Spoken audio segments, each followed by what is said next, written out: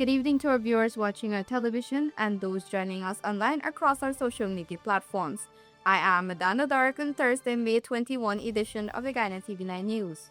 In the headlines tonight, Singapore looks to leverage Guyana as strategic trade, LAUNCHPAD into Latin America. All on board for 60th, Guyana launches free midnight ferries for massive Fort Island independence celebration. Carter Center declares Guyana's 2025 election a success for democratic integrity. 17-year-old fatally stabbed during alleged horseplay at CORAL Street. Teen in custody. And minibus protests STRAND commuters as operators demand fare hike. Now for the news in depth. Guyana's digital revolution will mean very little without a workforce capable of running it, which is why a massive human capital transfer sits at the heart of the new Singapore Agreement. The bilateral push introduces extensive training exchanges to prepare Guyanese public servants and tech workers for an AI-driven economy. Here's more. The meeting signals Guyana's growing efforts to draw lessons from Singapore's globally recognized model of economic transformation and efficient governance as the country accelerates its own modernization agenda. Speaking after the talks, Dr. Mohammed Irfan Ali said Guyana sees Singapore as a key strategic partner because of its success in building a modern and transparent state despite its small size. He noted that the two countries are working to establish stronger frameworks for cooperation that will allow both nations to exchange expertise and unlock new opportunities in critical sectors. The president highlighted Singapore's achievements in government efficiency, infrastructure, development, environmental stewardship, and technological advancement, noting that Guyana is particularly interested in technical support for the rollout of artificial intelligence, digitization, and modern government services. He said collaboration in carbon credits and climate-related initiatives is already underway, and discussions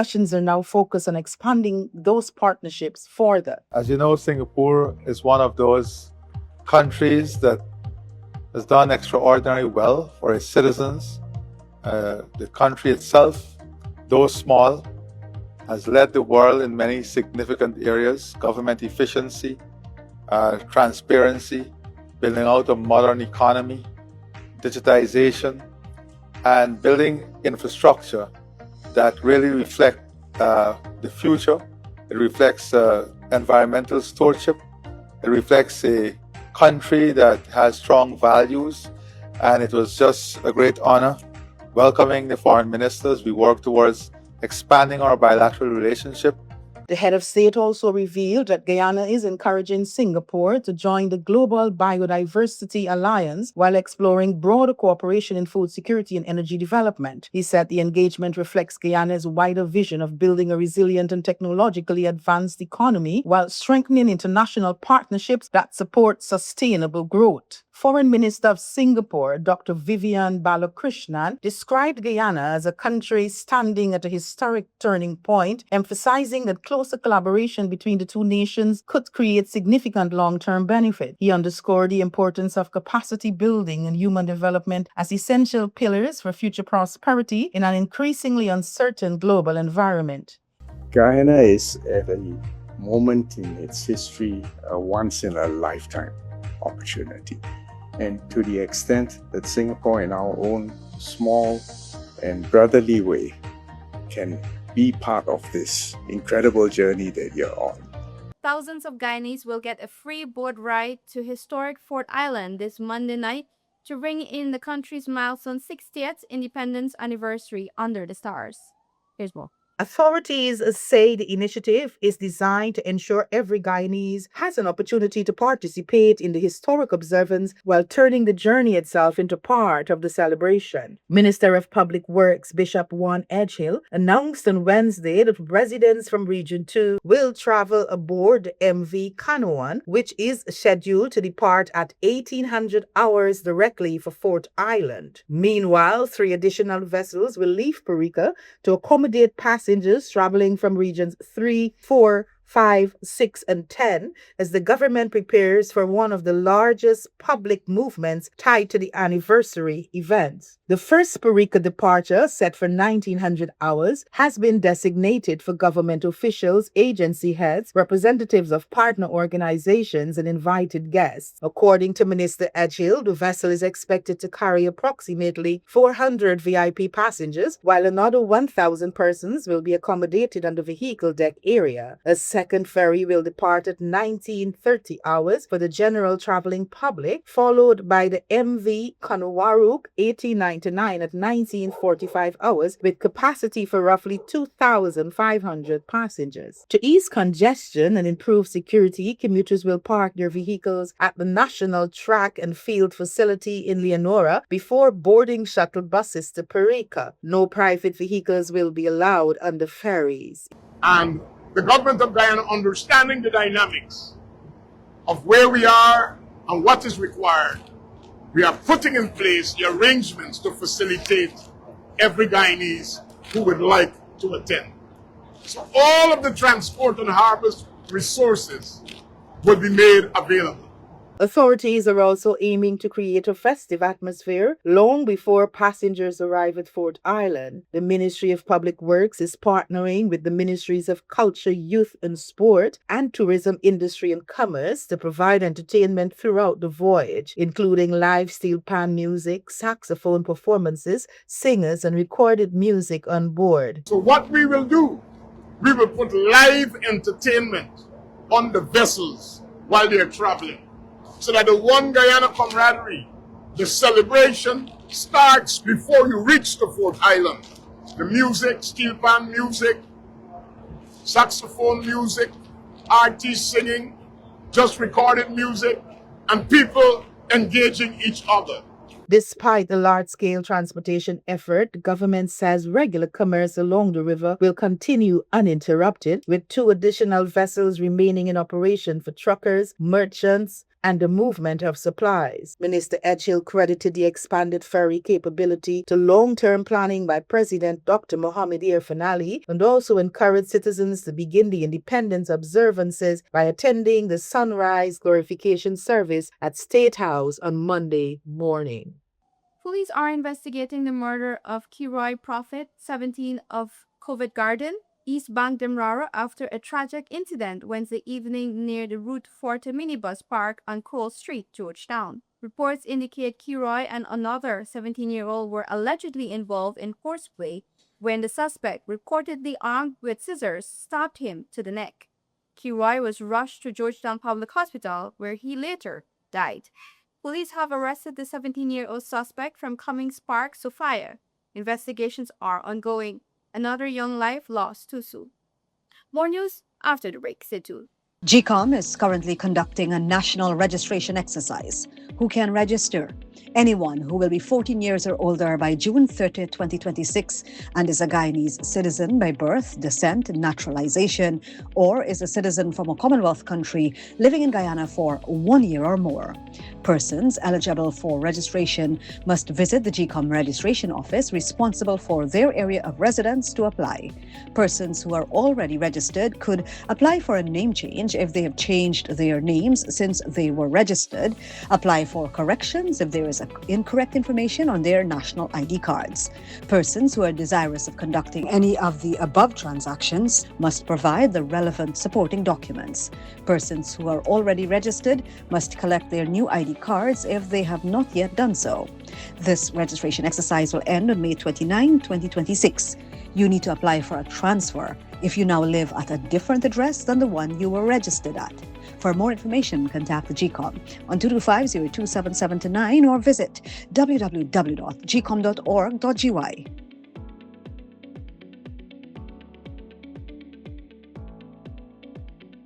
GCOM is currently conducting a national registration exercise. If you have moved to a new address since you were registered, you are required to update your address by applying for a transfer to ensure your address is accurate. Where to apply for a transfer? Visit the GCOM registration office responsible for your area of residence to apply for a transfer. When to apply for a transfer? You can apply to have your address updated during this national registration exercise. This registration exercise will end on May 29, 2026. The office hours for GCOM are: permanent registration offices open Monday to Thursdays from 8 to 12 hours and 13 to 16 hours 30, and on Fridays from 8 to 12 hours and 13 to 15 hours 30. The offices will be closed on weekends and holidays. For more information, contact the GCOM on 225-027729 or visit www.gcom.org.gy. I know you have work to do, but come, I just need a minute of your time. It won't even take that long. So, I have a proposal. We could do besties in Punta Cana. Really need a getaway.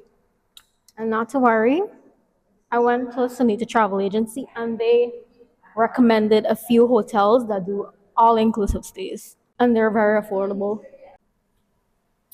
The vibes. Let me tell you something. We do not want to miss a trip to Punta Cana. Why? Ziplining. No, I know this is not your vibe, but please, listen. Hold on, wait. I know you like throw it back. There's a boat party. We could go there. And then there's this thing called buggy adventure, some buggy something. I don't know, but I want to be a buggy or whatever it is. I just want to be a part of it. And then we got snorkeling. Oh, this thing is so ugly. Please, you be next to uglier things than this. Stop it. Trust me, you're going to love it. It'll be just you and me, Punta Cana, drinks, just having the time of our life. Not to worry. We've got many flight options, and they made sure that they went through it with me. The prices are affordable. Trust me, I know you like thinking about the budget or whatever. Remember the time when we went and we missed the flight?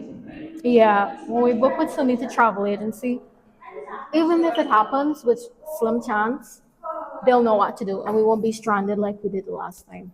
This solid plan. You, me, Punta Cana. Cheap. It won't even hurt your pocket. Please say yes. Yes. Welcome back. You're watching the Guyana TV9 News Bulletin. A multi-agency government probe is underway after the Rim Earth Resources have denied severe allegations of exploiting foreign workers, including withholding passports and subjecting staff to hazardous working conditions. Labour Minister Keomo Griffith confirmed Wednesday. Details in this report. Minister Griffith told reporters that the company has rejected accusations related to health and safety violations, unpaid wages, and the rentation of workers' personal documents, stressing that the Ministry of Labour is investigating both sides before making any determination. He said all workers have since received their passports and that the matter remains under active review. We know what the allegations are. They have denied these allegations. The allegations relate to unsafe health and safety working environments, and of course allegations relating to personal property and artifacts belonging to the workers. So they have denied those allegations. It is now on us to investigate before we make a determination. The minister said the ministry acted immediately after receiving reports on Saturday, dispatching an inter-ministerial team to investigate on the ground. He noted that officials interviewed the workers, collected statements, and met with the representatives of the company, who were ordered to return the passports by 1 p.m. that same day. Minister Griffith emphasized that authorities are taking the allegations seriously, but warned against rushing to conclusions before the investigation is complete. He said the Ministry of Human Services and Social Security and the Ministry of Home Affairs are also involved in the probe. I'm not going to make an allegation of human trafficking without information. I cannot do that. That would be irresponsible of me, not only as the minister, but as somebody who serves the public. I cannot do that. And I wish other persons who have been entrusted with some office would be more responsible in their dealings. But of course, everybody is not blessed with that feature. The minister added that investigators are continuing to examine issues surrounding contracts, living conditions, and outstanding salary payments, while acknowledging that the company provided explanations for delayed wages. Minister Griffith said the ministry is still awaiting supporting documentation before releasing further details to the public. Adana Dorek, Guyana TV9 News. Guyana's electoral system has successfully shaken off the ghosts of its chaotic 2020 vote, delivering a highly transparent 2025 election that restored public trust, a final Carter Center report concludes. Attorney General and Minister of Legal Affairs, Mahobir Anil Nandlal, welcomed the findings, saying they confirmed that the country's updated legal and administrative framework has improved how elections are conducted and managed. I believe it's a good report. It highlighted some very crucial issues.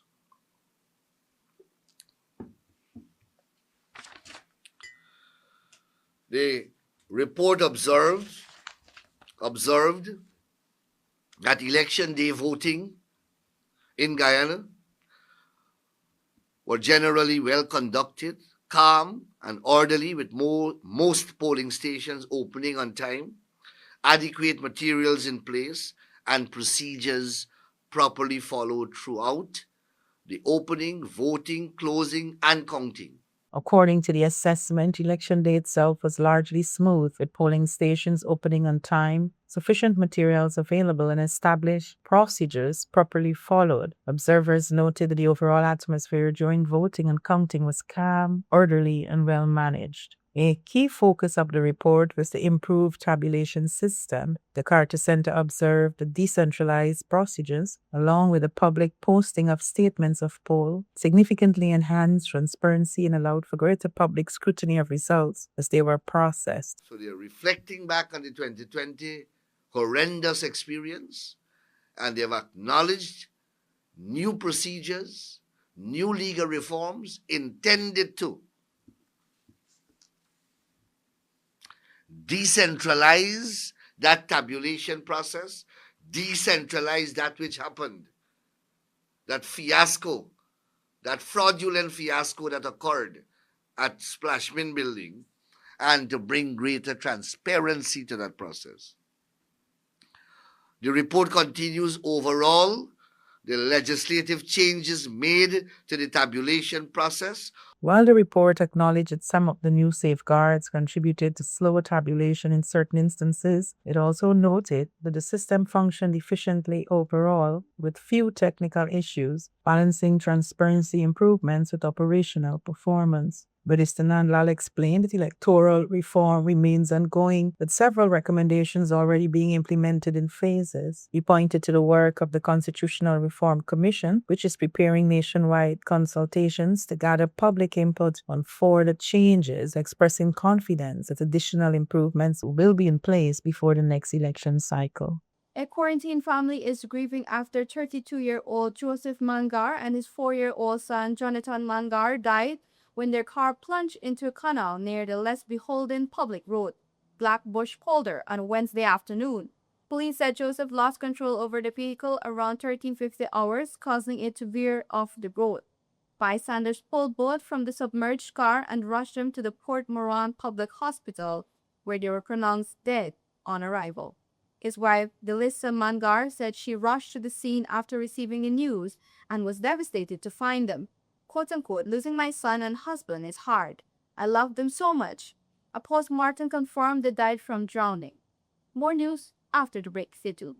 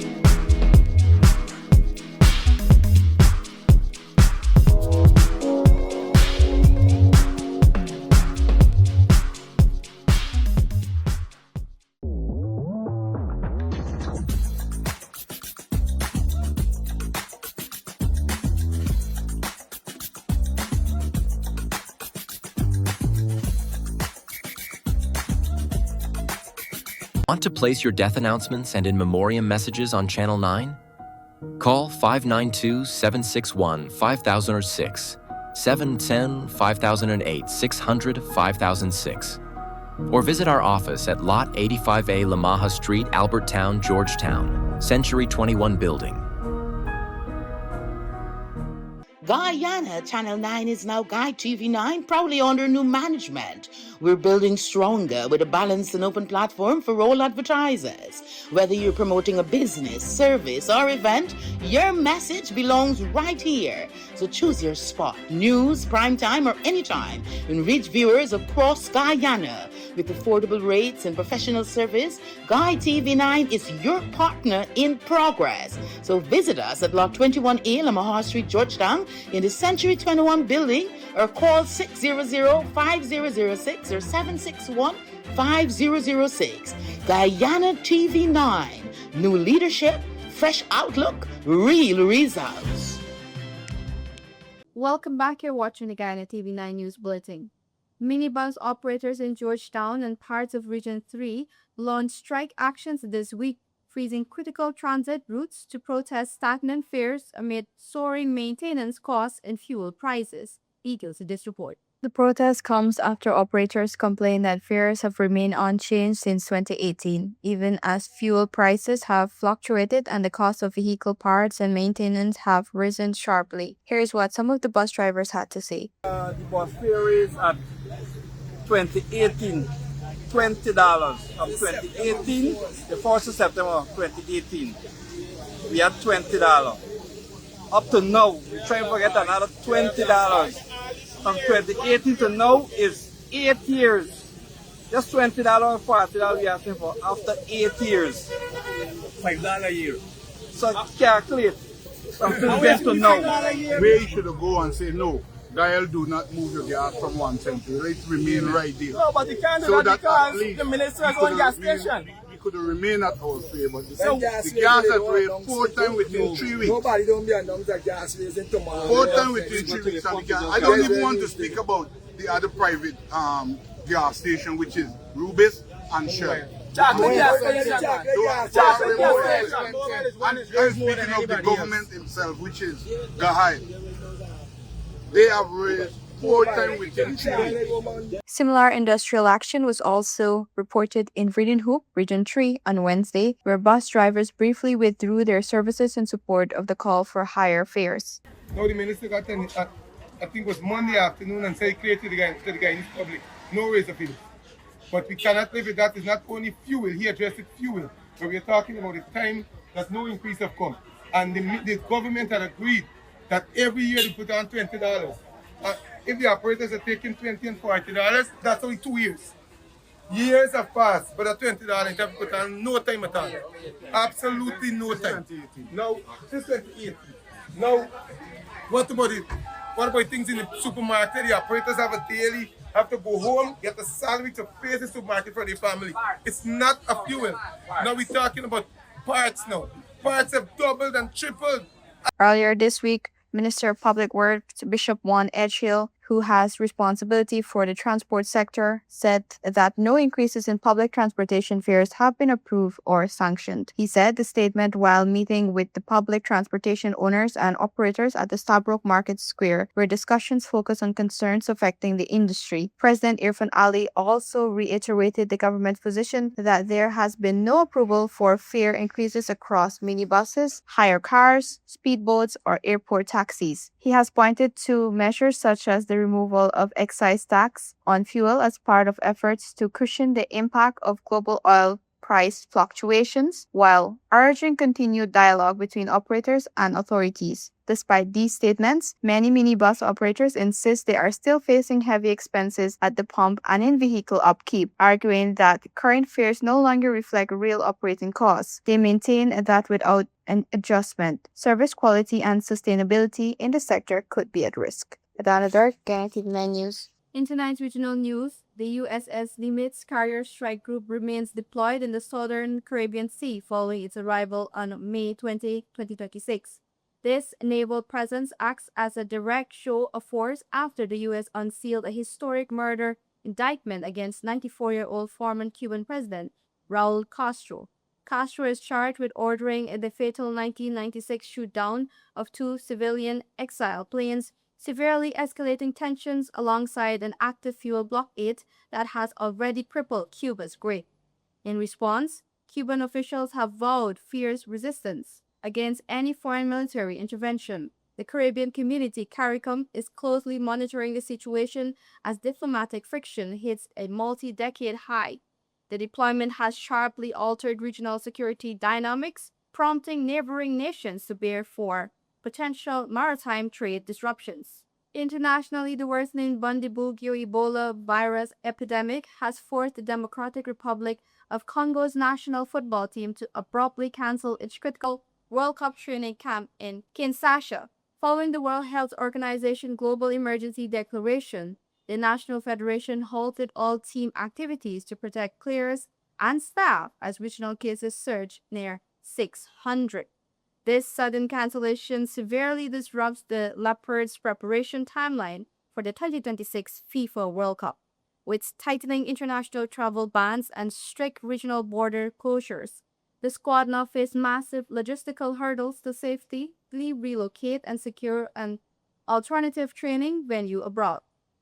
Those are our major headlines for tonight's newscast. For more trending stories, follow our Facebook, TikTok, and YouTube platforms at GUY TV9. I'm Dana Doric. Thank you for watching.